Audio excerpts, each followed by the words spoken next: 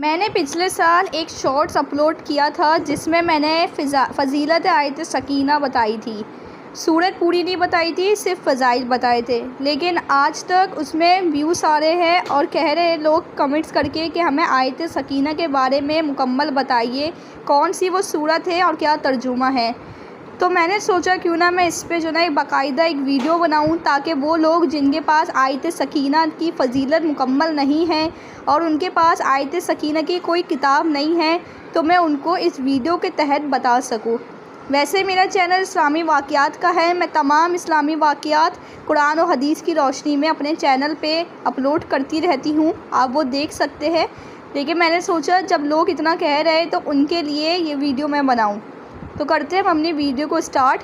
اگر آپ نے میرے چینل کو سبسکرائب نہیں کیا ہے تو میرے چینل کو سبسکرائب کر کے بیل آئیکن کو پریس کر دیجئے۔ اعوذ باللہ من الشیطان الرجیم، بسم اللہ الرحمن الرحیم۔ فضیلت آیت سکینہ۔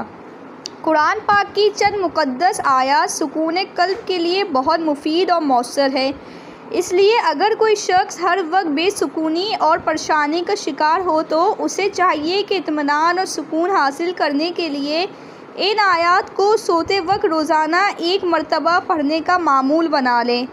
انشاءاللہ اللہ تعالیٰ تھوڑے ہی عرصے میں سکون کی دولت سے مالا مال ہو جائے گا۔ اول اور آخر درود شریف پڑھیں کیونکہ درود شریف کے پڑھنے سے اثرات بڑھ جاتے ہیں۔ سبحان اللہ۔ بسم اللہ الرحمن الرحیم۔ شروع اللہ کے نام سے جو بہت مہربان نہایت رحم والا ہے۔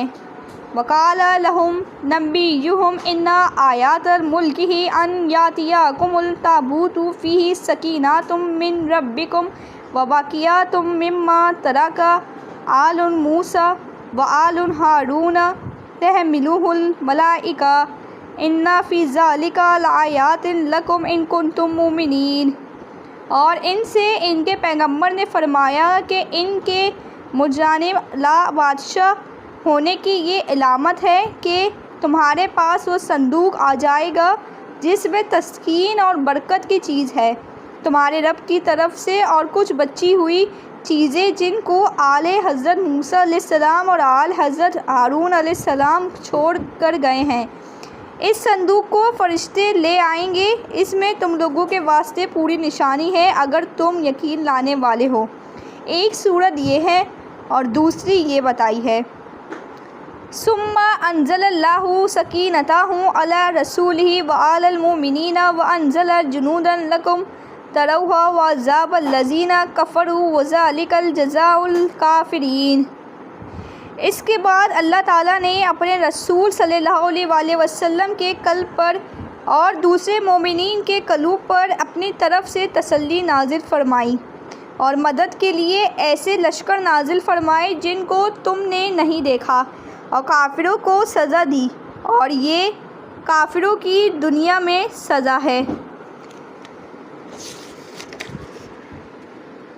الا تنصروہ فقد نصرہ اللہ اذ اخرجہ الذین کفروا ثانی اثنین اذ ہما فی الغار اذ یقول لصاحبہ لا تحزن ان اللہ معنا فانزل اللہ سکینتہ علیہ وأیدہ بجنود لم تروها وجعل الکلمات الذین کفروا السفلی وکلمۃ اللہ ہی العلیٰ واللہ عزیز الحکیم۔ اگر تم لوگ رسول اللہ صلی اللہ علیہ وآلہ وسلم کی مدد نہ کرو گے تو اللہ تعالیٰ آپ کی مدد اس وقت کر چکا ہے جب آپ صلی اللہ علیہ وآلہ وسلم کو کافروں نے جلا وطن کر دیا تھا، جبکہ دو آدمیوں میں ایک آپ تھے جس وقت کے دونوں غار میں تھے، جبکہ آپ اپنے ہمراہ ہی سے فرما رہے تھے کہ تم کچھ غم نہ کرو، یقیناً اللہ تعالیٰ ہمارے ہمراہ ہے۔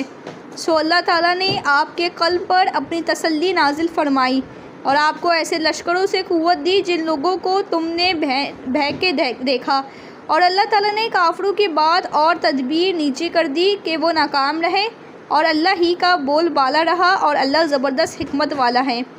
ناظرین، یہاں پہ میں آپ کو یہ بتاؤں جس غار کا ذکر اس آیت میں کیا گیا ہے اس کی میں باقاعدہ ویڈیو اپنے چینل پہ اپلوڈ کر چکی ہوں، غار میں پھنسے 3 افراد، تو آپ وہ ویڈیو لازمی دیکھیں۔ اس میں رسول اللہ صلی اللہ علیہ وسلم کے ساتھ 2 اور کون سے صحابہ تھے جنہوں نے غار میں قیام کیا۔ بسم اللہ الرحمن الرحیم۔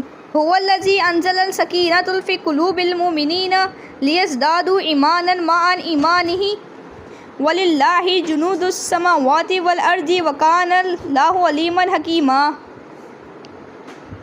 ترجمہ: وہ خدا ایسا ہے جس نے مسلمانوں کے دلوں میں تحمل پیدا کیا تاکہ ان کے پہلے ایمان کے ساتھ ان کا ایمان اور زیادہ ہو، اور آسمان زمین کا سب لشکر اللہ ہی کا ہے، اور اللہ تعالیٰ مصلحتوں کا بڑا جاننے والا، حکمت والا ہے۔ بسم اللہ الرحمن الرحیم۔ لقد رضی اللہ عن المؤمنین اذ یبایعونک تحت الشجرۃ فعلم ما فی قلوبہم وانزل السکینۃ علیہم واصابہم فتحا قریبا۔ بالتحقیق اللہ تعالیٰ ان مسلمانوں سے خوش ہوا جب کہ یہ لوگ آپ سے درخت کے نیچے بیعت کر رہے تھے، اور ان کے دلوں میں جو کچھ تھا اللہ کو وہ بھی معلوم تھا، پس اللہ تعالیٰ نے ان میں اطمینان پیدا کر دیا اور ان کو ایک لگے ہاتھ فتح دے دی۔ بسم اللہ الرحمن الرحیم۔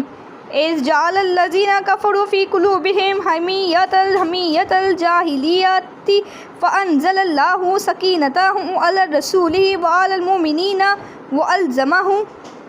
جبکہ ان کافروں نے اپنے دلوں میں آر کو جگہ دی اور آر بھی جاہلیت کی، سو اللہ تعالیٰ نے اپنے رسول اللہ صلی اللہ علیہ وسلم اور مومنین کو اپنی طرف سے تحمل عطا کیا، اور اللہ تعالیٰ نے مسلمانوں کو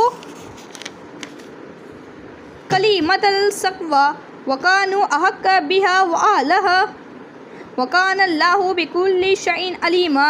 تقویٰ کی ملت پر جمائے رکھا، اور وہ اس کے زیادہ مستحق ہے، اور وہ اس کے اہل میں، اور اللہ تعالیٰ ہر چیز کو خوب جانتا ہے۔ سبحان اللہ۔ تو ناظرین، یہاں پہ ہماری آیت سکینہ ختم ہوتی ہے۔ تو مجھے امید ہے آپ کو میری جو آج میں نے ویڈیو بنائی ہے سورۃ آیت سکینہ کے بارے میں ترجمے کے ساتھ، آپ کو یہ اچھی لگی ہوگی، اور آپ کو اس کا مطلب میں نے اس لیے ہی بتایا ہے تاکہ آپ سب لوگ اس کے فضائل جان سکیں۔